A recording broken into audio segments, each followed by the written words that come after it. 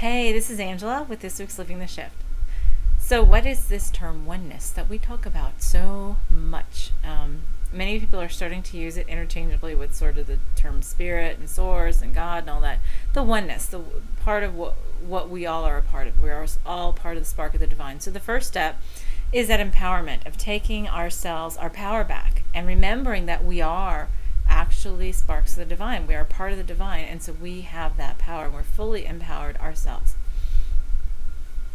So that's a big step. That actually is a really big step because we have gone through so much of this existence of having the ego teach us, the lessons of duality and separation, on how there's the illusion of a me and a not me, and we've done that to death. We've got so many we've got all these lifetimes, we've got all these timelines within each lifetime, so there's a bazillion versions of each one of us.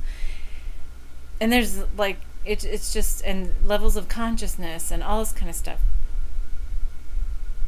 So we have all that. We've gotten the separation thing down.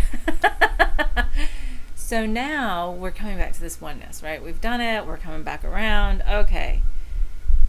Yep, part of the divine. Yep, we're all part of one. We're all part of each other. Everything in my reality is what I create. And collectively we create this whole reality here. So the next step is actually putting it into play and getting beyond the concept and actually living it day to day in this level of existence, in this level of consciousness. And what I mean by that is we talk the talk. We've gotten to talk the talk fairly well, and we're working on that. The true next step is walking the walk. Excuse me. And so we are, and what does that mean? Well, first of all, it is remembering that everything is interconnected. As if we are all one, then everything is interconnected. It's like a jigsaw puzzle. And the easiest way to look at that is, let's look at the way we made up our physical bodies. Okay? Let's just look at that. That's very simple. If something in our bodies is imbalanced in any of its systems, in any of its organs, it throws off the body in every other way. Okay? It causes disease, it causes trauma and drama and illness and all this kind of stuff, discomfort. Whenever we have that imbalance, any kind of imbalance, that's what happens. And the only way for us to be completely at ease and harmonious with grace and balance and to be optimally healthy is to be fully in balance within ourselves. So what does that mean? Well, we're more and more, we went through all this of ignoring the fact that the stuff we're putting into our bodies is poisoning us, right? That the food that we grow, if we genetically modify, that it does have effects on us, our bodies, because our bodies have not genetically modified in that respect, and we've lost many of the nutrients and the things that our bodies crave or need in getting their full balance. And we've done so many things to get ourselves out of balance that we are constantly, it's sort of like doing this, fighting this uphill battle, right? So the key is to get to this point of health and body and mind and spirit balance and completeness. And it's, again, if you want to talk about the male and the female energies within us, the energy, and then taking the energies of creation within us, that's all balance and completion, right? So that's one small little example of how everything's connected, because literally if you have an infection in your toe, it affects your whole body. If you have something out of place in your head, it affects your feet. So and what's funny is you have many of those integrative medicines like acupuncture and acupressure, reflexology, all talk about how there are spots like you're on your foot that affect your ear and your head. So that's all amazing on how important and how beautifully complex and yet simple that we created our bodies, our physical bodies, to be this fine-tuned machine in perfect balance and completion to run optimally. So what we've done though is we've sort of forgotten that. We got into this thing of the mind of, well, what can we create? Well, what can we do? And what can we do with this knowledge and intelligence? And then we forget from the heart, like how that throws off our balance and how it's all interconnected, right?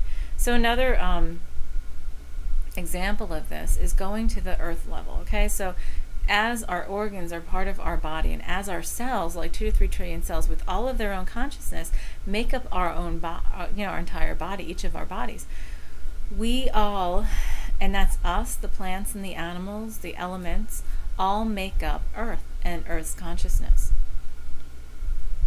and earth's the organism of earth. And so we created all that, the as above so below. So we've gone through all this separation, and we've gone through it to an extreme, and we have done several cycles of this. We have gone to this exalted level of knowledge and usefulness, and then crashed. And there's a lot of discussion as to there's Lemuria, there's Atlantis, there's ancient Egypt, and there are others from my understanding. Several times, a number of times we've done this. We've gotten up to this point of advanced technology, and every single time we have forgotten about the heart, and we have forgotten about the interconnectedness, and then bam, we have this collapse. So apparently part of the lesson is, have we learned these lessons now? Can we come back to this inner relationship? Can we come back to remembering that we are symbiotic with each other, that we are symbiotic with everything in our reality, collectively and individually, and with the earth, with the universe, and how that affects every single thing we do, and how everything we do affects us. Everything that is around us affects us as well. There's this awesome movie that I watched recently. It's called Jeff Who Lives at Home. Right? It's a really silly movie, and it actually had some fairly known, like Susan Sarandon's in it or whatever. And it was sort of a sleeper, and it's a goofy movie about this guy who's like in his 30s. He lives at home with his mom, and he's like, I have this like one purpose in my life, and I just know I have this one purpose in my life. And he looks at messages and connections and everything, and his whole family makes fun of him, and they think he's a loser and everything else. But the whole movie is one day on how every single thing falls together or comes together to create this humongous picture of interrelationship. And how he's being mocked by his own family on, oh come on, everything's a sign, everything's a message, and it turns out, well, yeah, it is. So, but that's all part of this interconnectedness. And so we have sort of, like I said, we've gone to this extreme of separation, and we've done it several times. We do it differently, slightly differently each time. Well, now it's time for us to say, okay, we learned this lesson, and we need to connect the mind back with the heart. So look at what we've done. How many animals have gone extinct. Look at what we've done with our crops, and like how we have genetically modified them. And many people don't understand what that means, genetic modification. In plants, it's not hybridization, which is natural selection. This is actually injecting the DNA of a plant with something that is not plant stuff.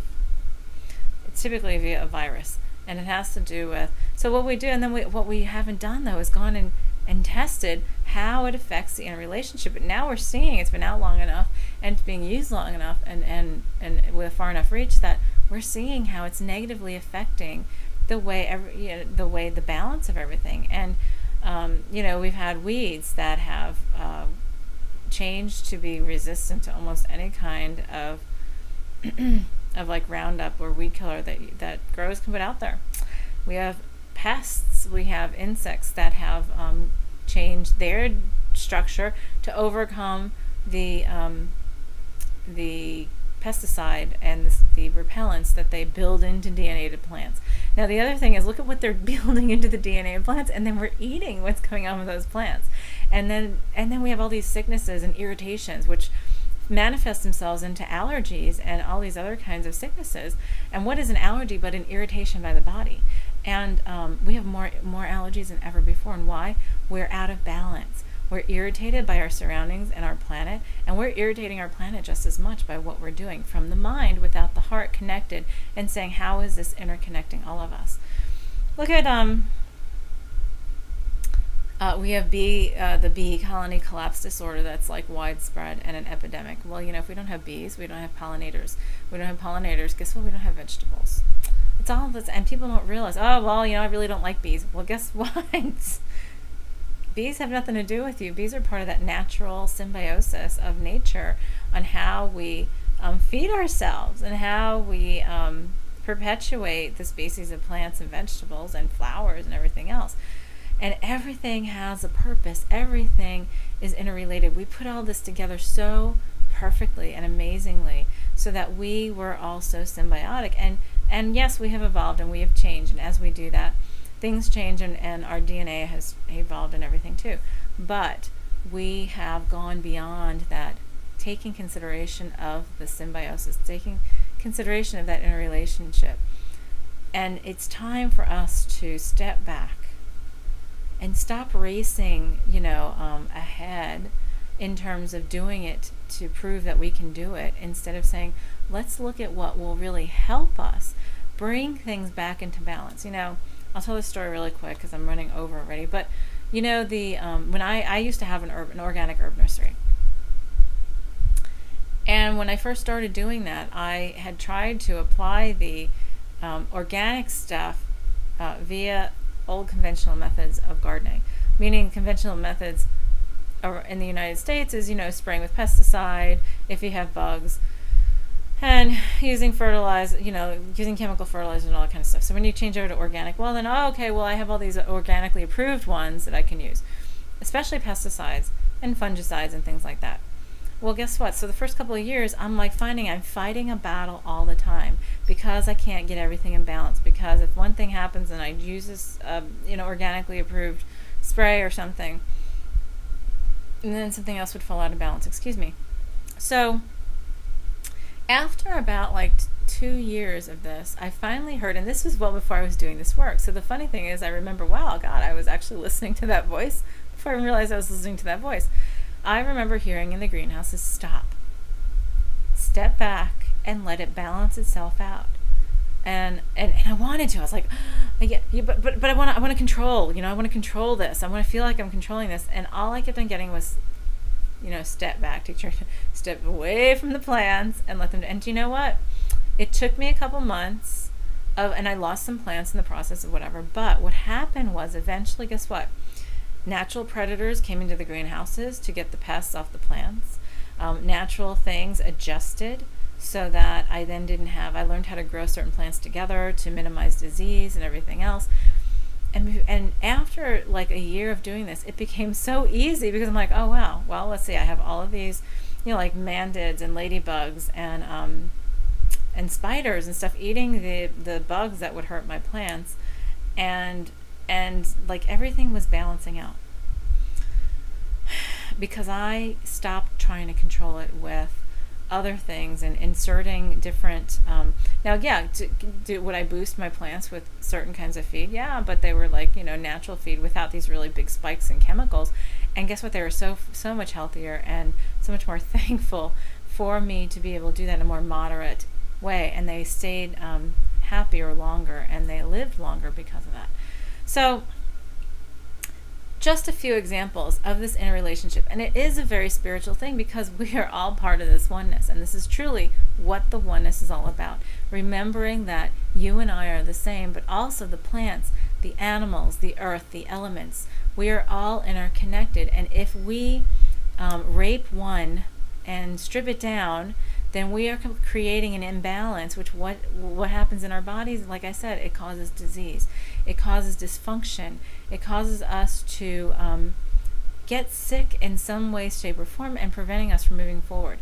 So the time is now to remember to start looking around us, and in living the shift, looking around us and really paying attention to how we are affecting the environment around us, and how the environment is affecting us, and how we can connect heart to heart with plants and animals, and even insects and elements, and how it all interconnects. And if we can start paying attention to that and letting it connect on its own, or letting it be, and realizing how powerful that is, that when we send things out to the universe to address what we want to do for ourselves, then everything will connect.